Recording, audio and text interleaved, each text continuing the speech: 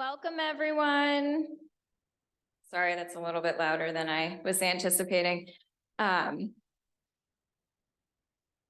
you for coming out for the presentation today. I will be introducing John and Kathy, and then they will share their story with you. John and Kathy have been here in the village almost 7 years, and during that time, you may have noticed an RV called a Fifth Wheel parked in front of their cottage for a few days. This usually took place right after the Christmas holidays. You may have noticed that it took John several attempts to back their unit into its limited space in their driveway. After the challenge of parking their unit was successful, you would see them carrying boxes into the unit for the next 2 or 3 days. And then early one morning, they would be gone for 2 or sometimes 3 months. You may have wondered where they went and what they did, and this is now their story.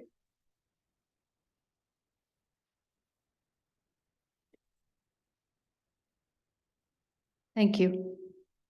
Good afternoon. We have been asked to share our experiences of working as volunteers for Habitat for Humanity. Many people believe that Habitat for Humanity was actually begun by Jimmy Carter. In reality, Habitat was started in 1976 by Millard Fuller, seen here with John. Millard and his wife, Linda, were self-made millionaires who were unhappy with their life. In an attempt at a more meaningful life, they developed the idea of partnership housing. Let me add something. Of course. Millard Fuller was influenced by a fellow by the name of Clarence Jordan. He's an individual who he was a farmer. He got a PhD from the University of Georgia, and he started the Koinonia community. I might be familiar with that. He also paraphrased the New Testament, and he took certain words, like, for example, he in the New Testament, he took the word of Rome, and that was transposed as Washington, D.C. Jerusalem was transposed as Atlanta. Black and white were transposed as Roman and Jew. And you can imagine that when we talk about the lynching of Stephen, I'm sorry, the stoning of Stephen, it was transposed as the lynching.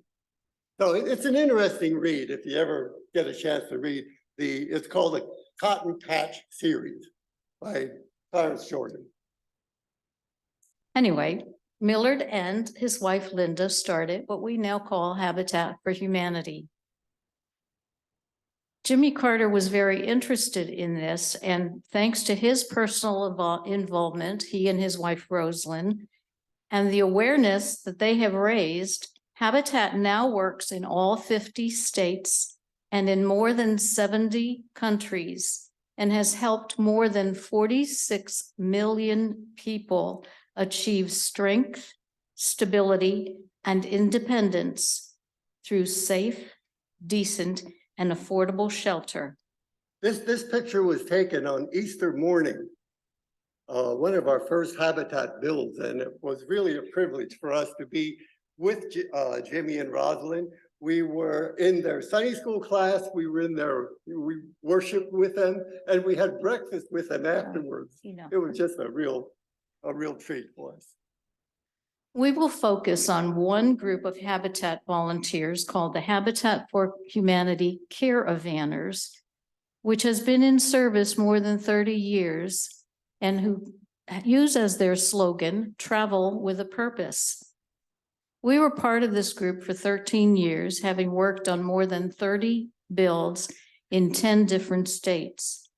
We've also participated in 3 international builds, 1 for Habitat and 2 for Fuller Center, which was also started by Millard Fuller and does basically the same work as Habitat. We will include some of those photos in our presentation to give a broader perspective of what Habitat does around the world. Habitat for Humanity Caravanners. Who are we? Caravanners are folks over 18 years of age who come from all parts of the US and Canada. We are folks who come from all walks of life: doctors, teachers, farmers, nurses. We had an orthodontist, an airline pilot, other professionals, and other blue-collar workers.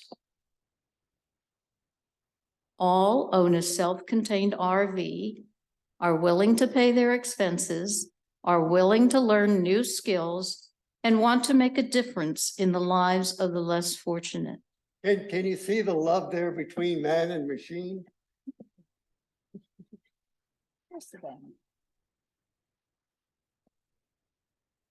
What does a typical team look like?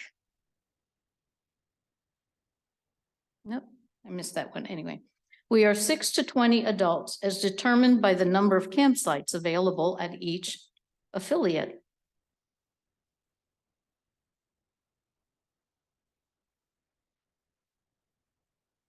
All sorts of people.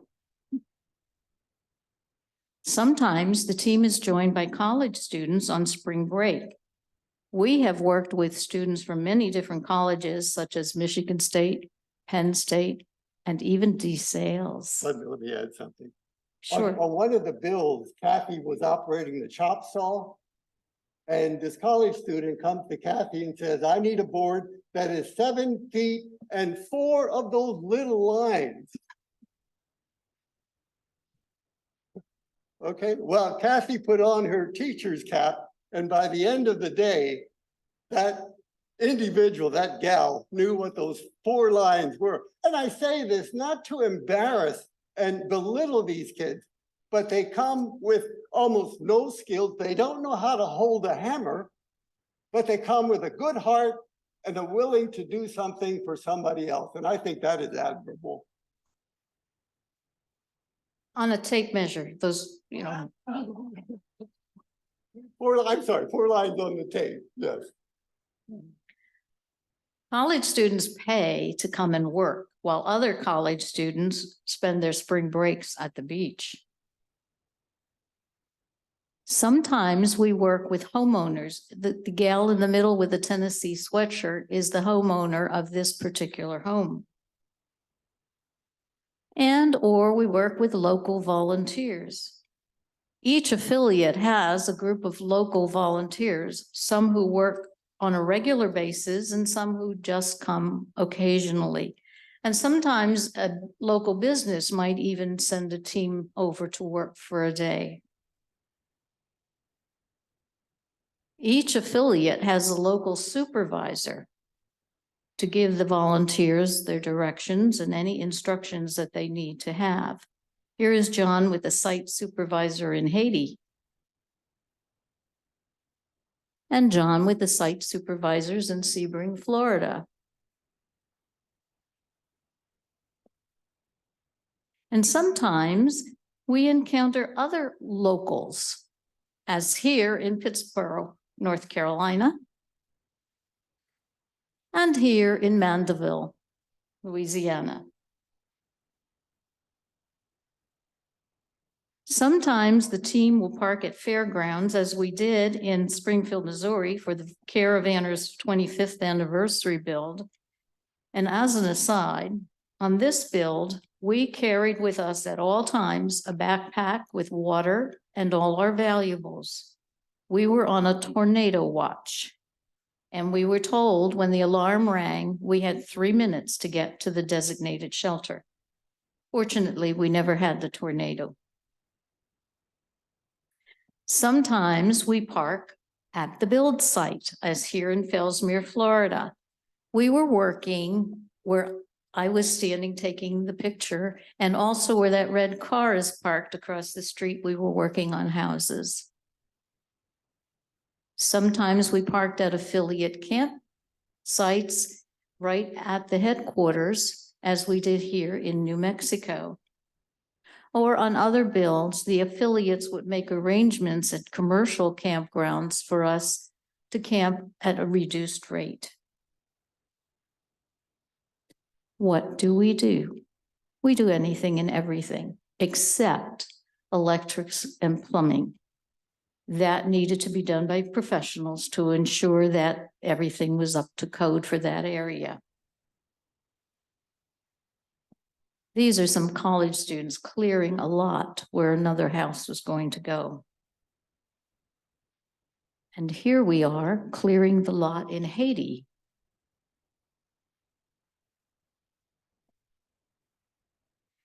As was said, we do anything and everything from building foundations,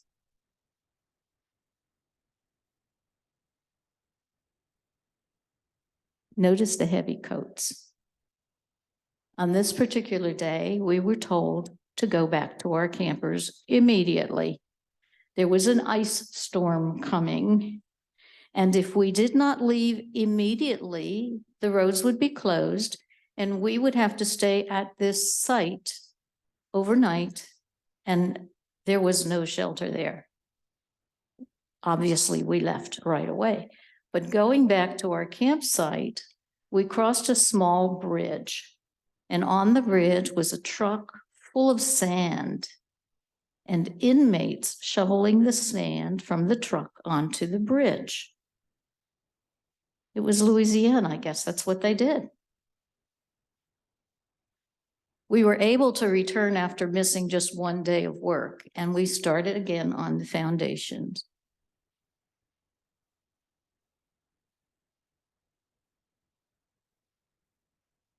In Haiti, the foundations are dug by hand.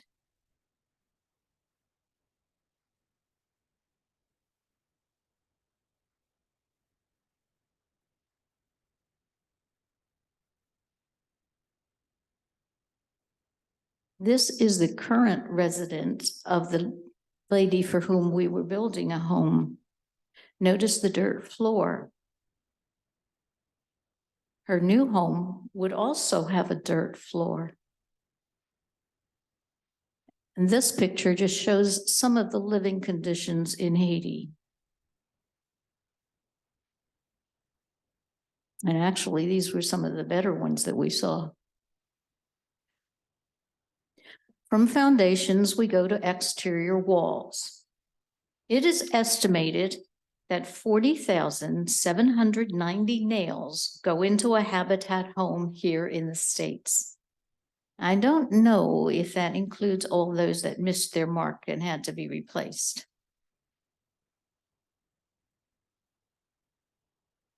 Habitat homes are 1,100 square feet and usually contain 600 pieces of lumber.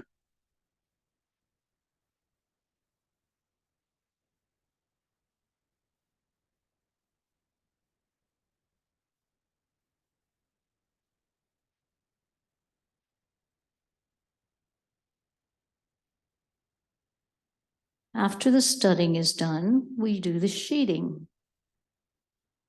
Notice the sand.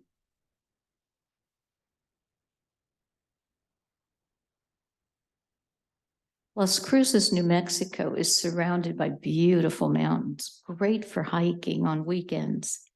We generally worked from Monday to Friday or Tuesday to Saturday. By working on Saturday, it enabled some of the homeowners to come and work with us.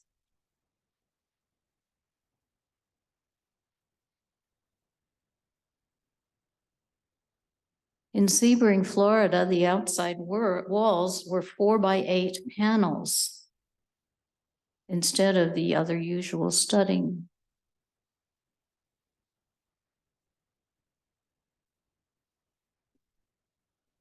Heavy panels.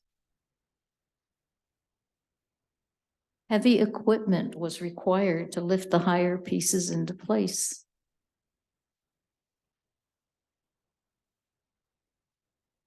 Notice the sand.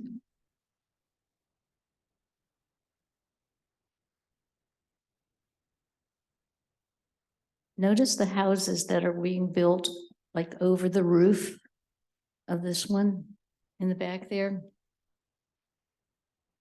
You will see them later. After the sheeting and the panels comes the outside wrap.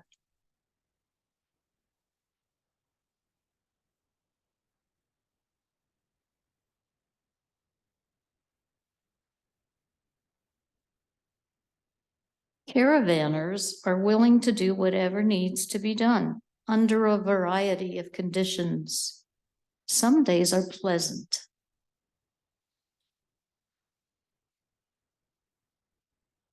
Sometimes we work in mud.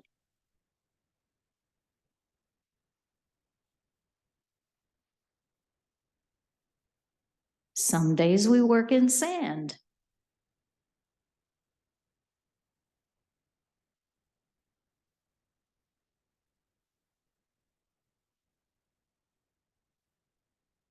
Those houses in the background are the same ones I pointed out before.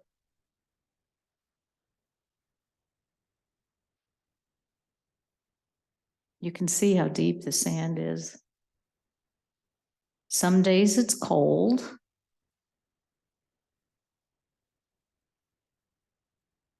Some days are warm.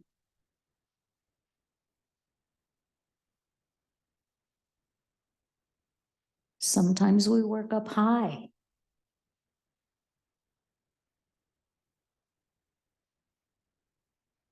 Houses in Slidell, Louisiana had to be built on stilts because of the possibility of flooding of Lake Pontchartrain.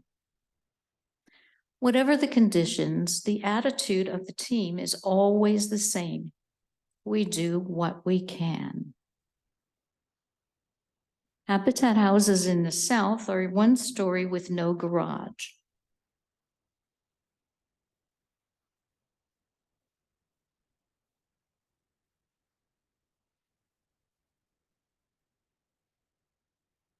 The scene in Peru is quite different.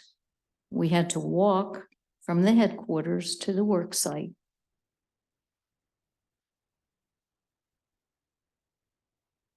Water for all uses, building, domestic, drinking, cooking, whatever, had to be transported from this little stream to wherever in the village it was needed.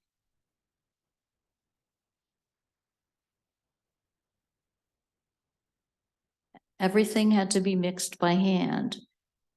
The bricks were carried from that pile by hand to the house.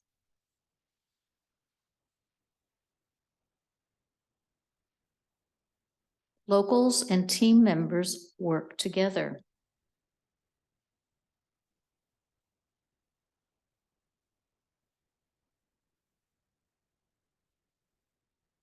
Instructions come in any language.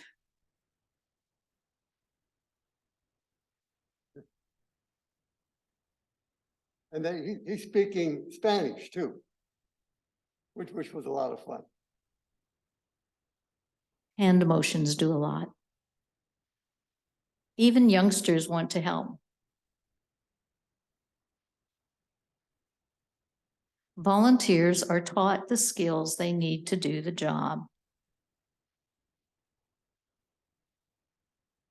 And we work with whatever materials they give us.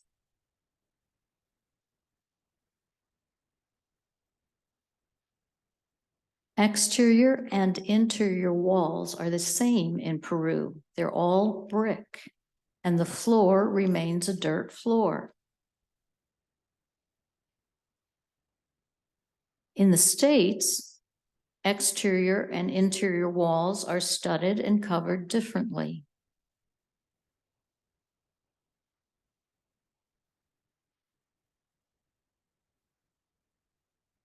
All habitat work is gender neutral.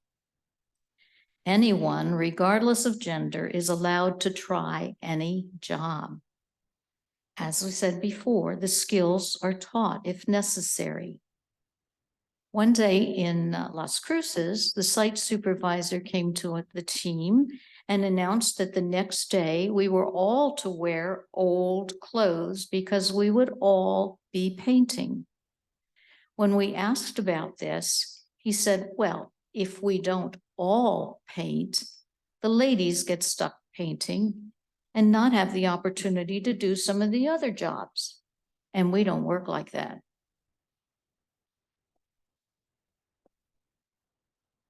We construct kitchen cabinets. Those came in a kit form. And we had to put them together. We finished kitchen cabinets.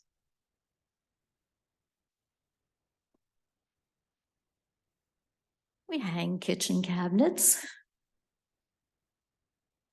There was one homeowner in Las Cruces, New Mexico, who came in while we were working on her house, and she saw her nearly completed kitchen. This is not it, but similar to it. And she said, "Is that my kitchen?" We said, "Yes." And she was speechless. So grateful.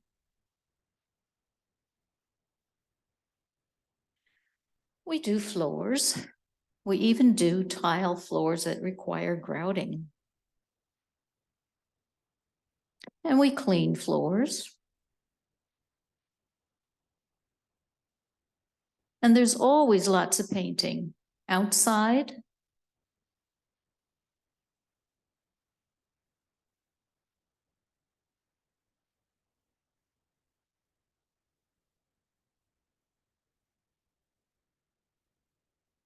And inside.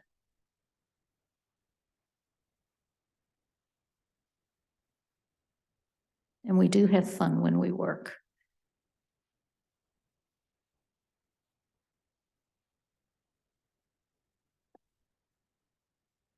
Caravanners are sure to leave the house as clean as possible and even do windows. And you notice the lady spotting at the ladder. Safety is very important for habitat. And a ladder of a certain height requires someone to spot. Most habitat houses are one story, so roofing is not difficult. And you'll notice again, the safety requirement of having those bars around the roof.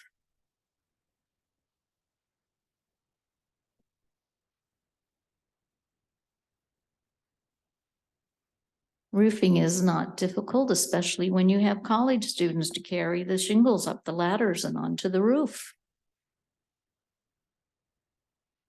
That was a neat build.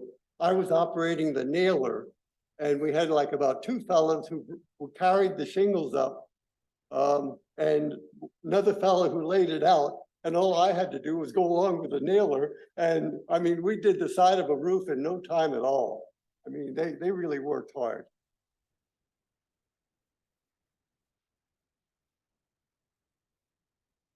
We have never built one house from foundation to completion.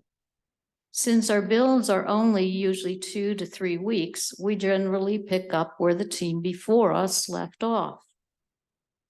Sometimes we start with the foundation. Sometimes we do outside work like wall construction, siding, painting.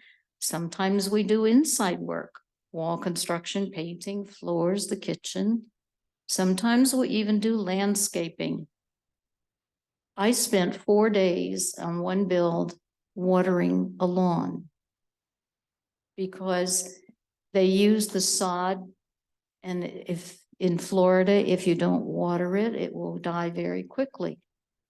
And I was very happy to do that because I had a broken wrist, so I could do it one-handed.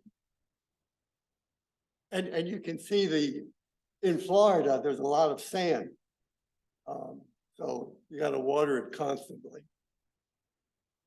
Sometimes we would work on one house, as in Alice, Texas, where they have 2 teams that come in, one for 3 weeks and the next one for 3 weeks, and then the house is done. And sometimes we worked on several houses at different stages of completion. Now, if you notice these houses, they are the same ones I pointed out to you before, but this is now 8 years later, and they have been lived in for those 8 years.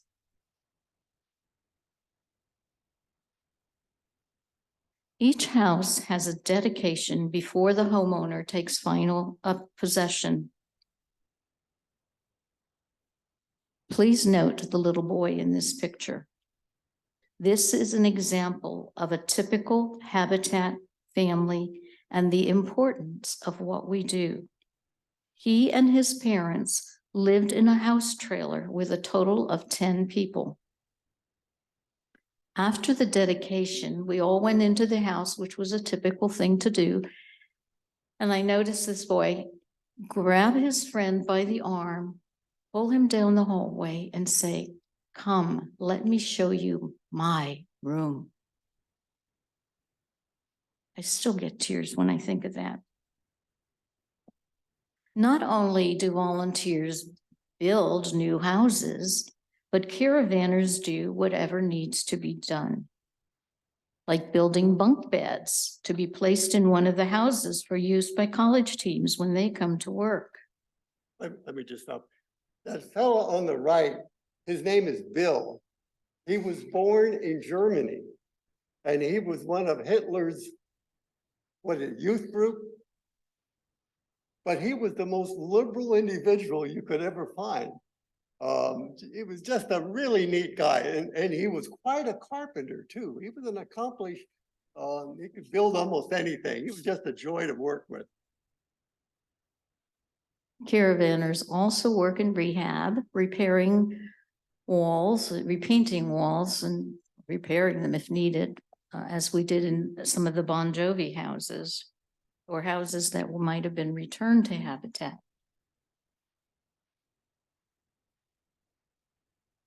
Installing new cabinets in a Bon Jovi sponsored house being refurbished.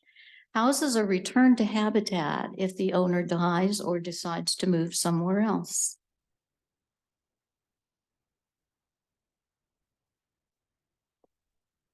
In Braga, Portugal, Habitat agreed to convert a garage area, which are the two lower windows in this picture, into a bedroom and a living room for these folks whose daughter was wheelchair bound.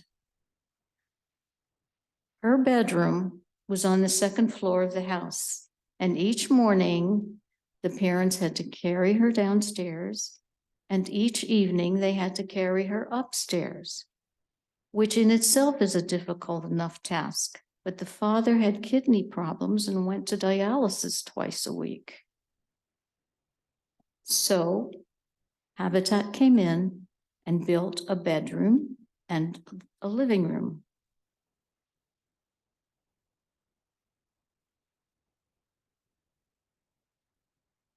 Again, receiving instructions in another language.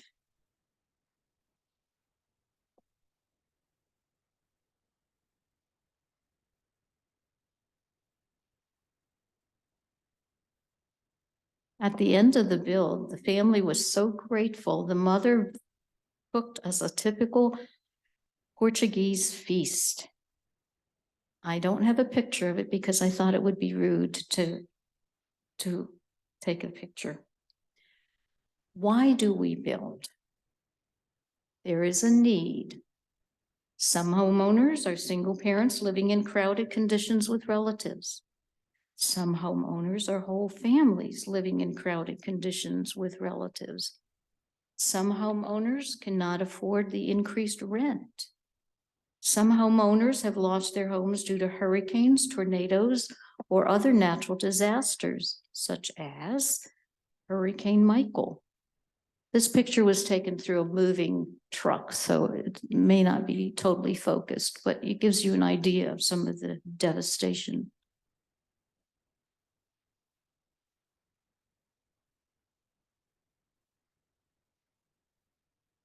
And some of the aftermath of tornadoes in West Liberty, Kentucky. And this picture, again, does not really show the depth of the devastation, but it gives you some idea of why these people need homes. We also build because Habitat's not a handout, but a hand up. Homeowners must qualify. They need to show that a need for a home. They must be willing to put in sweat equity. Each affiliate determines the number of hours of sweat equity that a homeowner needs to put in. They or relatives or friends can put these hours in and working on homes, not necessarily their own, but someone else's. Homeowners must have the ability to pay interest-free mortgage. Houses are not free.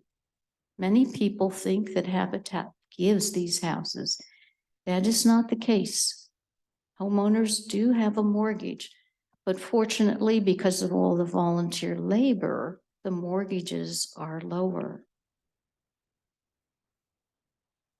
We also build because Habitat families have 38% fewer trips to the doctor. 67% of Habitat families reported less conflict in the home. 63% of Habitat children improve their grades. 75% of Habitat families report a positive change in children's behavior. We also build to build community, and that means sometimes you got to play with the neighborhood kids.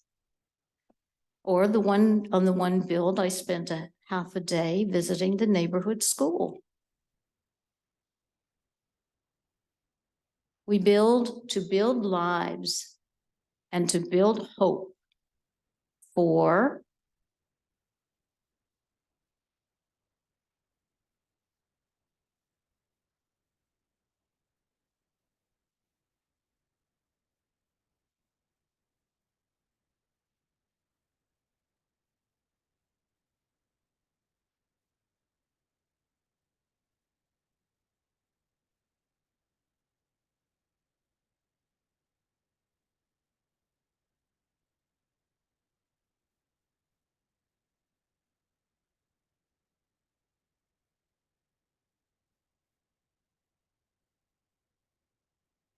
What was that?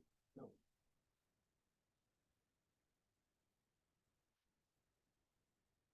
and others like them.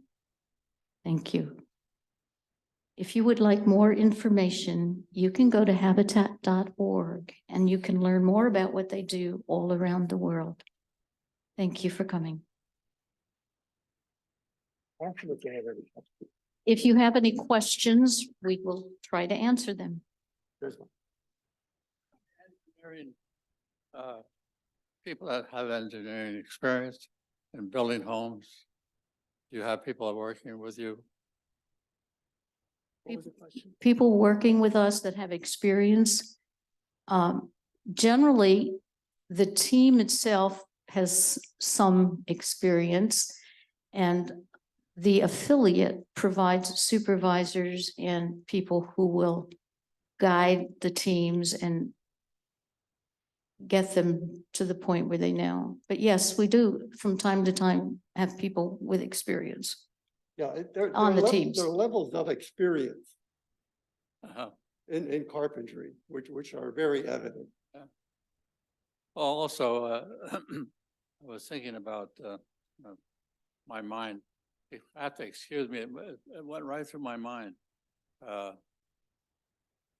Contractors, do you get help from some contractors? Do they offer some help? Local contractors?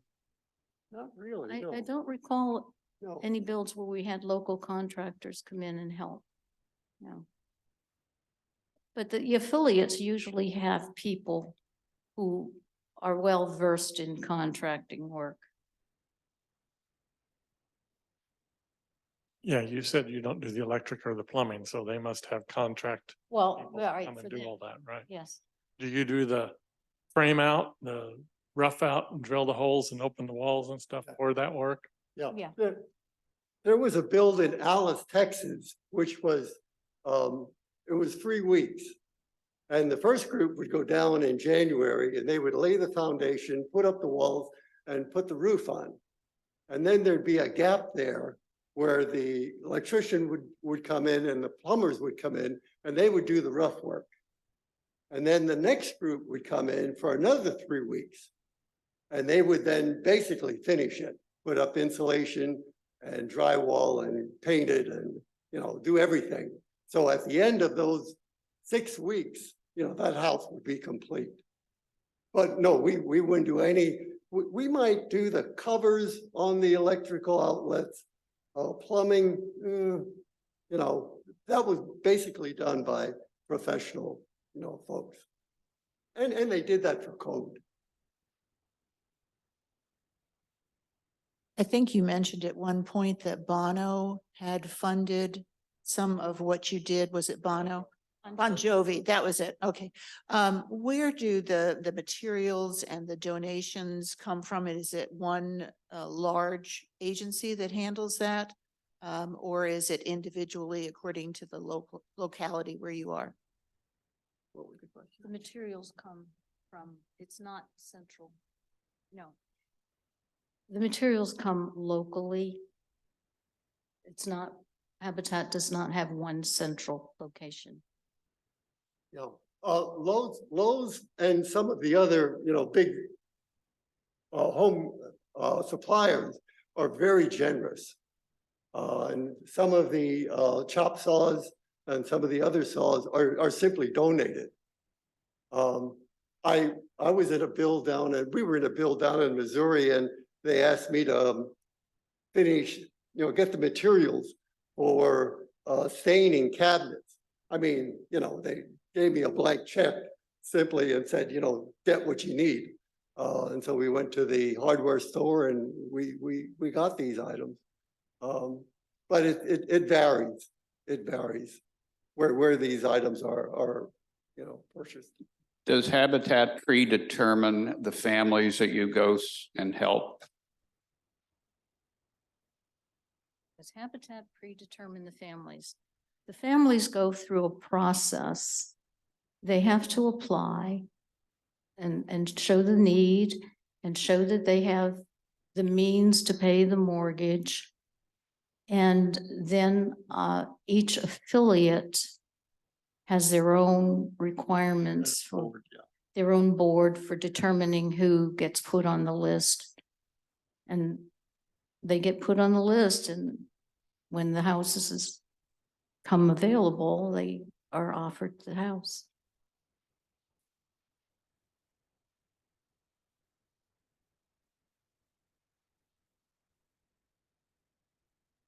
Yeah.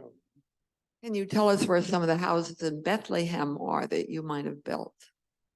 Would you say that again, please? You tell us whether there are any houses in Bethlehem. Whether there are houses in Bethlehem being built, according to what we have received, they are working on one home in East Cumberland Street in Allentown and 6 homes in South Bethlehem on William and Phillips Streets. And they already have families assigned, and many hours of the planning and building are starting. And I read somewhere there were going to be more in the coming year in Bethlehem. Yeah, the material we got from Habitat says that the average cost of rent in the Lehigh Valley, could you guess what it is? Well, the figure we got is $13.86 a month. A month. Okay, so for some families, it becomes a choice of, housing or food. Eating, yeah. If they're renting. So that's why, Habitat is involved here in South Bethel. Yes.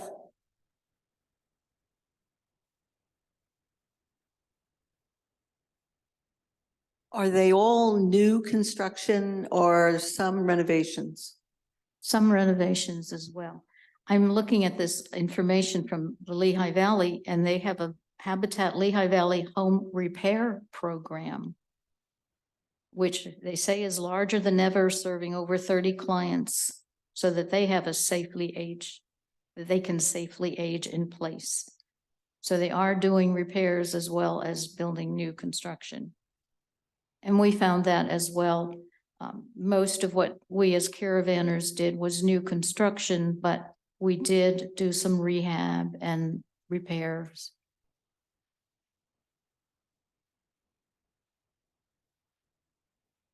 I think one of the misconceptions about Habitat is that the home is not free. It's not given. There's, like Kathy says, there's sweat equity, which is involved. There's a mortgage, which is involved. It's not free. They gotta work for it. And they are grateful. They are willing to work for it. Any other questions? Good. Thank you for Thank you. coming.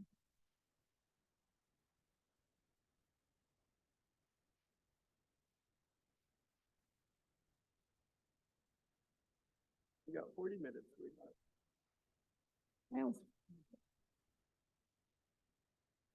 Thank you.